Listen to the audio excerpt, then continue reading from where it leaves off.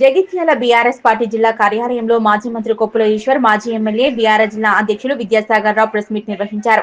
ఈ సందర్భంగా విద్యాసాగర్ రావు మాట్లాడుతూ కవితకు మతి భ్రమించిందని హాట్ కామెంట్ చేశారు. కేసీఆర్ కడుపులో పుట్టడం కవిత అదృష్టమని, నిరాధారణ ఆరోపణలు మాని మతి భ్రమించిన మాటలే అన్నారు.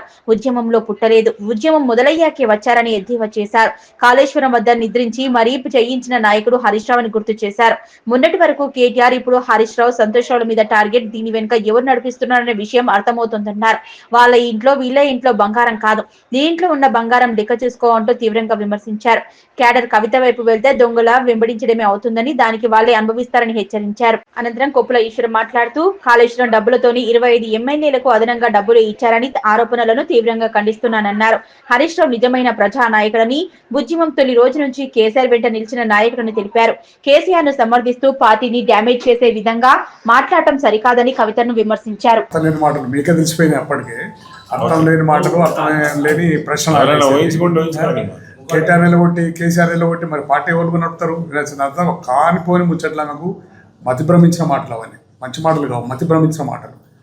ఒక ఉద్యమ నాయకుడు తెలంగాణ కోసం 14 ఏళ్ళు పోరాటం చేసి చావును అడ్డం పెట్టుకొని బతికి బయటపడి తెలంగాణ సాధించిన నాయకుడిని ఆయన గర్భంలో పుట్టడం నీ అదృష్టం.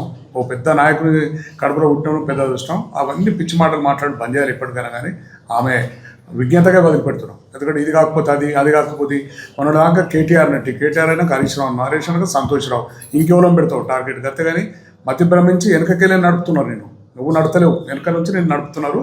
అందుకోసం ఈ పిచ్చి మాటలు మాట్లాడుతున్నారు. ఇప్పటికైనా బంద్ చేయాలి. అవి చక్కగా ఉండు. నచ్చిందా? నీకు ఇవాళ అవకాశం ఇచ్చిండ్రు, ఎంపీగా ఇచ్చిండ్రు, ఎమ్మెల్సీగా ఇచ్చిండ్రు. నువ్వు ఉద్యమంలో పుట్టలేదు. ఉద్యమం అయినాక, స్టార్ట్ అయినాక వచ్చావు కొద్ది రోజులు. వచ్చిన దాన్ని పట్టుకొని హరీష్ రావు ఉద్యమం కాదు, ఉద్యమం కంటే మొదలు. కేసీఆర్ ఎంబడి ఎప్పుడు అడుగు జాడల్లో అడుగులు ఒత్తుకుంటే ఆయన పాపం ఎంబడి మొదటి సేవ చేసుకుంటున్నాడు. అటువంటి నాయకుడు ఏమిటి ఇలా కాళేశ్వరం అయింది.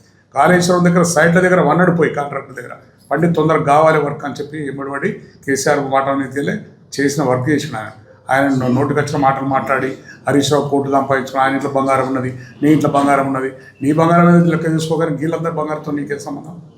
ఆర్డర్ పోయేటోళ్ళు ఎవరు పోరు పోయిన పోతే అనుభవిస్తారు. ఆమె ఎట్లుంటుందో వాళ్ళ తిరిగి వాళ్ళు ఉంటారు. అట్లే కేసీఆర్ లేదు, టీఆర్ఎస్ లేదు, బీఆర్ఎస్ లేదు. కేసీఆర్ ఎంబడి నడిచినోడే ఇలా తెలంగాణ బిడ్డ. ఇక ఈ దొంగలు ఎంబడి పోతుంటే పోయేటోడు పోతే కూడా అనుభవిస్తాడు. అంతే ఎవరు పోయినా. ఆరోపణలన్నీ సత్యదూరం అండి. ఏది పడితే డిఫరెన్సెస్ వచ్చినప్పుడు ఏది పడితే అది మాట్లాడడం కాదు. ఆరోపణల వెనుక ఎంతవరకు నిజం? కాళేశ్వరం ప్రాజెక్టు ద్వారానే ఎమ్మెల్యేలకు డబ్బులు ఇచ్చిన ఎట్లా చెప్పగలుగుతారు? ఏం ఆధారం ఉన్నది? ఎవరు చూసిన వాళ్ళు ఎవరు? తర్వాత హరీష్ రావు గారు ఒక మంచి ప్రజానాయకుడు.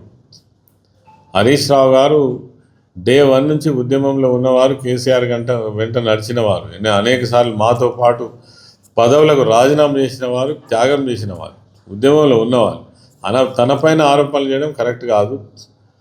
మళ్ళీ తిరిగి ఒకవైపు కేసీఆర్ గారిని సమర్థిస్తూనే పార్టీని డ్యామేజ్ చేసే విధంగా మాట్లాడడం కూడా కరెక్ట్ కాదు. తనంటే మా గౌరవం, మా జిల్లా ఆడబిడ్డగా చూస్తాం మేము. కానీ ఇటువంటి మాటలు ఏవైతే ఉన్నాయో అవన్నీ సత్యదూరం. మేము కూడా డే 1 నుంచి ఉద్యమంలో ఉన్నోళ్ళం. మేము కేసీఆర్ గారి వెంట, హరీష్ రావు గారి వెంట, కేటీఆర్ గారి వెంట 25 సంవత్సరాల నుంచి ప్రతి సంఘటనలో, ప్రతి సన్నివేశంలో, ప్రతి సమావేశంలో ఉన్నటువంటి వాళ్ళు. ఎప్పుడు ఏం జరిగిందో మాకు తెలుసు. కాబట్టి డిఫరెన్సెస్ వచ్చిందా అంత మాత్రాన ఏమంటే అవి ఆరోపణలు చేస్తే అవి నిజం కాదు. వాటిని మేము తీవ్రంగా ఖండిస్తూ ఉన్నాం.